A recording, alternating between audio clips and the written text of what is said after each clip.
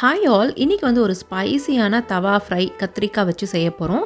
இந்த ரெசிபிக்கு நான் பெரிய கத்திரிக்காய் எடுத்திருக்கேன். இதுக்கு ஒரு சிம்பிளான மசாலா ரெடி பண்ண போகிறோம். வாங்க எப்படி செய்யலான்னு பார்க்கலாம். ரெட் சில்லி இல்லைனா காஷ்மீரி ரெட் சில்லி இது ரெண்டுத்தில் ஏதாவது ஒன்று வந்து ஒரு 10 நிமிஷம் சுடு தண்ணியில் நல்லா ஊற வச்சுடுங்க. ஊற வச்ச மிளகாவோட பூண்டு, தனியா, சீரகம் இது எல்லாத்தையும் சேர்த்துட்டு நல்லா ஃபைனாக பீஸ் பண்ணி எடுத்துக்கோங்க.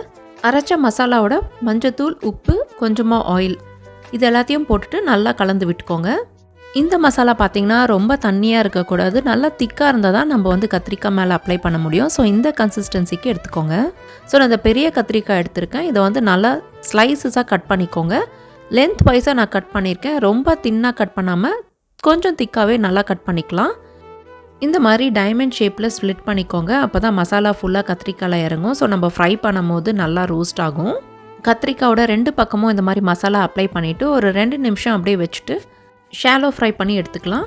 மீடியம் டு லோ ஃப்ளேமில் வச்சுட்டு நம்ம குக் பண்ணோம்னா கத்திரிக்காயோட எட்ஜஸ்லாம் நல்லா கிறிஸ்பியாகவும் உள்ளே நல்லா சாஃப்டாகவும் நல்லா பட்டரியாகவும் இருக்கும். மசாலா எல்லாம் நல்லா இறங்கி உங்களுக்கு வந்து நல்லா ஸ்பைஸியாகவும் இருக்கும். 2 பக்கம் இந்த மாதிரி திருப்பி போட்டு கவர் பண்ணிவிட்டு குக் பண்ணி எடுத்துக்கோங்க. நல்லா கோல்டன் கலர் வந்தவுடனே நீங்கள் ஸ்டவ்வில் வந்து எடுத்துகிட்டு சர்வ் பண்ணலாம். Plain rice, curd rice, sambar எல்லாத்துக்கூடவும் சூப்பராக இருக்கும். Do try it.